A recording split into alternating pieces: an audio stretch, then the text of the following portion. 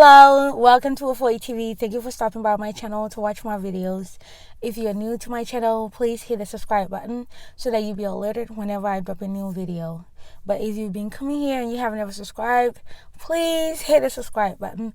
All you have to do is just sign in while you're on YouTube with your Gmail address and a password. And then you click on subscribe.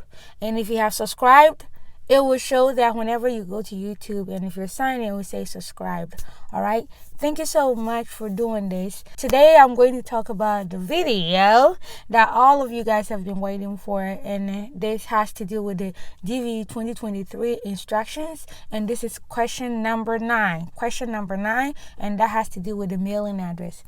Many of you guys start the application, then you get there and then you get stuck, and because you're like, mailing address, what does it even mean? All right, so guys, I get you. So here I'm going to talk about it and then give you some examples. So sit tight, watch this video to the end, because if you watch just a little bit and you get stuck and you come back and ask me, I'll tell you that, guy, go and watch all the video, because you get all the information that you need to be able to complete that part. All right. So when it comes to mailing address, many of you guys are asking, what does that even mean? Mailing address is typically the address that you can get letters from, like postal mails from, or your residential address. So in the US, it's residential addresses. Most of the time, it's residential addresses. Some places, people may use their post office box address as their mailing address. All right. You will ask, but the State Department is not going to send me anything. Why do they need that? It's just part of the process. It's just part, something that is required on the form, and you have to put it there.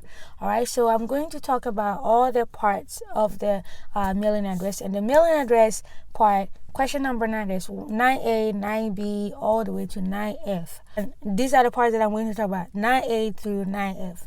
All right. So 9A is in care of, and it says it's optional. When is the situation, or at what time do you use that part? All right, and I'm going to give you the time that you use the in care of. All right, as I said in my other videos, recent videos, I mentioned that back in the days when you write a letter and you're using somebody's address, you do in care of. All right, you're using somebody's address, you're using care of. That is the same situation here. So let's say that you are, and I'm going to give you all the scenarios that you use in care of. The first part is when you're using somebody's address.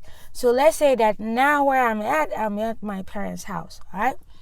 So in their mailbox, or when packages come to them, the postal office person knows that this house address, this is the person that lives there.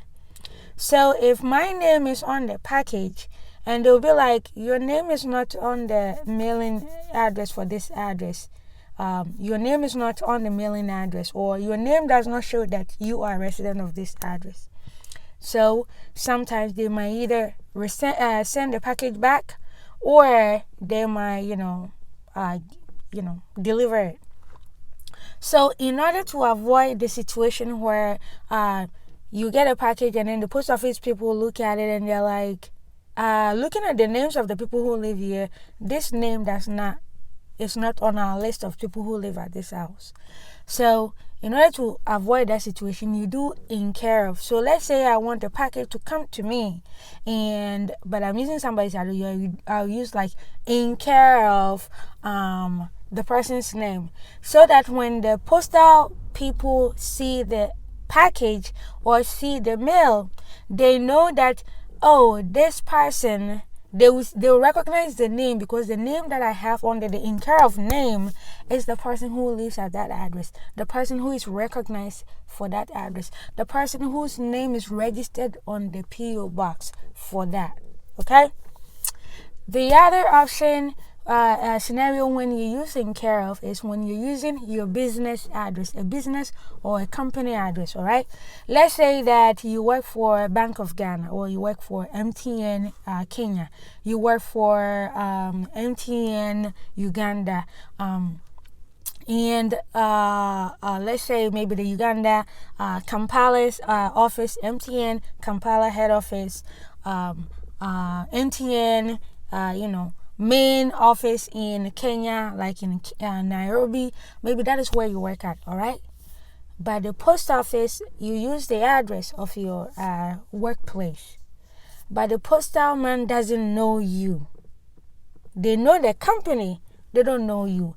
And maybe the person who distributes mails in that office may not even know you. All right? You might work in a big company that not everybody knows you. So when you're going to use your business address, you can say in care of maybe MTN Ghana, all right? Or MTN something, or that.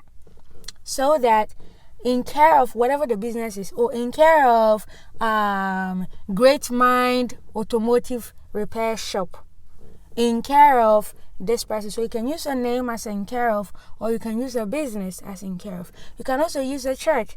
Some people don't have a post office box. They have not purchased one. So when somebody wants to send them a package or a letter to them, they have to go through their church. All right? So if you're going to use your church, you do in care of Assemblies of God, in care of Presbyterian Church of Ghana, and then you give the rest of the information. So that is where the in care of is, when you're using somebody's, another human being's address. So then you put the in care of, you put a person's name there. If you're using a company's address and you want them to know who you are or find you, then you can say in care of Purchasing Department, MTN Ghana, in care of this, so that they will know where to find you. All right? And if you're using your church or you're using your school, you can do in care of this and that and that.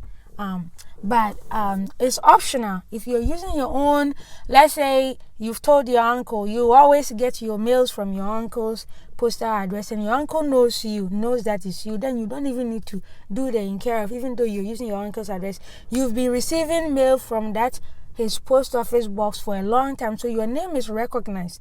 So you don't need to put the in care of if you've already been receiving mails from there, and you feel that if they send you a mail, let's say U.S. Embassy sends you a mail, when they take it through there, will it find you? Will the mail come to you? All right. So that is the part, the 9A part. The 9B part is the address line number 1. The address line number 1 takes the information of the, let's say the street, the lane, the alley where that property is located. All right.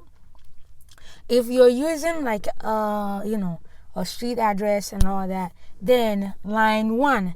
If you're using a post office address, then you go P.O. Box, and then you add the box number. Is that P.O. Box 778, P.O. Box TX 512, P.O. Box da da da da da. But if you are using like a street address, then you can be like 5th Street, Village Park, 4th Link Road or Circular Road. So the first line will be that. All right. And if you're going to use a house number, you can just go straight to house number this and that, house number 789, and then that will be the address line number 1. All right. The address line number 2 is for suites, apartment numbers. So let's say that you live in apartment. All right. The apartment building itself has an address, but you also have a room number. All right. The apartment itself has an address, but you have a room number, you have a suite number. Like let's say like you send a package. Let me use Accra Mall for instance. All right. Let's say you use your address as Accra Mall, but we know that when you send a letter to the Accra Mall, you have an individual suite. All those shops inside the mall have their own suite numbers. Okay. So maybe within in Accra Mall might have suite number 12, or suite number 100, suite number 200. So that is where when you have the suite, you put the suite number at the address line 2. It is optional because not everybody has those suite address or apartment number. So if you live in a flat and the whole flat itself has its own address, like maybe number 54 JJJ Road, that is the whole apartment complex. That is the address. But then you have a room number. Then the line, address line number 2, you will be like, oh, apartment number 24, apartment number 3, house number, or unit A, unit B, unit C, that kind of thing. If you don't have that information, you can skip that, okay? If you're using the PO box, then you don't need this suite, but you don't need to fill the line 2. It's optional. If you're using PO box, then you don't need to fill that part, all right? So we'll go to the part C. The part C is the town or city. Where is this address located? All right. If you, let's say you say you're Queen Street. Queen Street in what town? Because we know that it's possible that there's a Queen Street in another town in your country. So we need to know which town this address that you are referring to, where is it? Where is it located? If they send somebody to come and find you, or if they send a mail or a letter, will it get to you? All right. So you need to put the town or the city. One, you just need one. You don't need to put 2. You just need 1. So if the place is a town, you put a town name. If it's a village, you put a village name. If it's a city, you put a city name. All right. Don't worry about, oh, I'm going to put my town because my place is called a town, and then I'll add a city. No.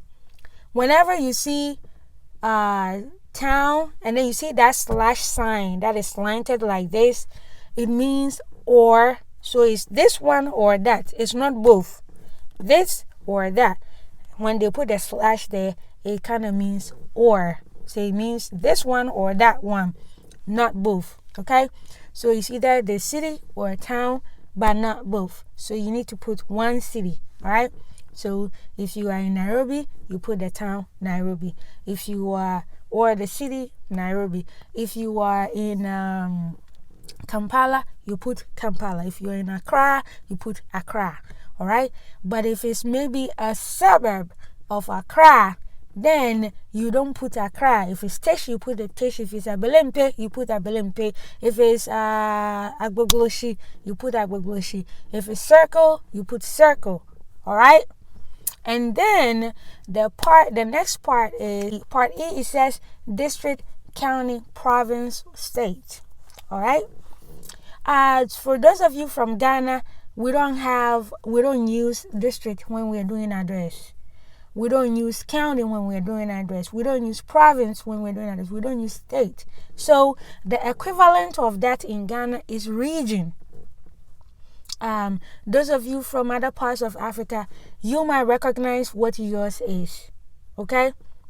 So if it's province, then you give the name of the province. But in other parts of Africa, it's region. So if you're from Ghana, you shouldn't worry about district. Don't put district because when you're mailing your letters, you don't need to put your district name there. You put the region that you are located in. They put state because in the US we use state. In Nigeria, Nigerians use state. So you have to put what that word is in your country, like what the place where your city is located in. All right? Because in every country they have broken it up down into different groups. All right, like a region or a province or a state. So if that is how it's broken down in your country, then use the appropriate word for it and use the appropriate location where that address that you're giving is located in. All right, so don't go and put like PO Box 24 and then you put the wrong region. Guess what? There's a PO Box 24 in for somebody in Accra. There's PO Box 24 for somebody in Sunyai. There's PO Box 24 for somebody in Doma. There's PO Box. So you want to make sure that you specify the region where this property or this address is located. Okay. The next part, and this has been a major headache for a lot of people, and that part is the postal code. Postal/zip code. You see that slash sign? It goes this way. Like I said before, it is or this postal code or zip code. Okay, it's not both. It's not both. Postal code or zip code, not both. Whenever you see the slash, it's asking that it's either this or that, whichever one is in your country. So in Ghana, we don't have zip code, we don't have postal code.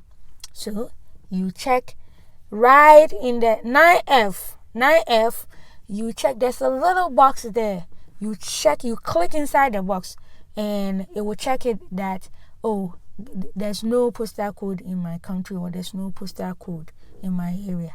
Then, or there's no zip code in my area, and it's okay. This is not going to affect you in any way. So don't stress yourself with stuff like this.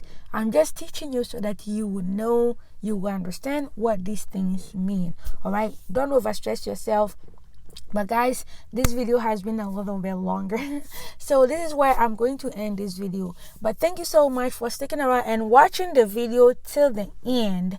I love you guys, and I want you all to do well. So guys, if you're new to the green card lottery process and you don't know what to do, you don't know where to start, guys, start on my channel. Just click on subscribe. When you go to my channel, click on videos. I have so many videos. Just scroll through and you will see how to prepare for the DV2023, how to open a bank account, how to do this, how to find your first job, I have so many videos there. The DV lottery interview questions, so many things that I have to just go through them. How to use your occupation to qualify if you didn't go to high school. Look through, scroll through, and read and see the video that may answer your question, and watch it. Don't just watch few seconds of it, because if a particular video addresses your concern and you watch just a small part of it, you may not get all the vital information that might be towards the end that you miss. Or I may also reference another video for you to go and watch and get more information. So guys, put in some time, okay? Put in some time. I know that data is expensive and all that, but if you want to come to America, if you want to be successful, you have to invest your time, invest your money, invest your energy. If you don't do this, somebody is going to invest their time and then charge you money for that. All right. So, but guys, I want you to be able to apply for the green card lottery for yourself, by yourself. All right, and be proud of yourself that you have done it yourself. All right. Thank you so much for being such an awesome person. Please subscribe to my channel. Share my videos. When you come to my channel and you're watching my videos, please click the thumbs up. So that I will know that I'm doing a good job. I will know what I'm doing well. If there's something that you feel that I didn't do well, or I didn't explain better, you have questions, please type them in the comment section so that I will see this and be better. All right? The only way I can do better is feedback, okay? So guys, if you want to know more about the green card lottery, subscribe to my channel, join my Facebook groups. That group, people are sharing their stuff. So many amazing stories. People who have submitted their DV lottery applications. That is a wonderful community. Join those groups. Green card lottery Africa, Green card lottery Ghana, Green card lottery winners, moving to America /Wofoi TV, all of that. Follow my official Facebook page, Wofoi TV. Click the thumbs up. Follow my page and let me know that, guys, you got my back, because I got y'all. Okay, follow me on all social media platforms. I want you to do better, and I'll see you on my next video. Bye bye.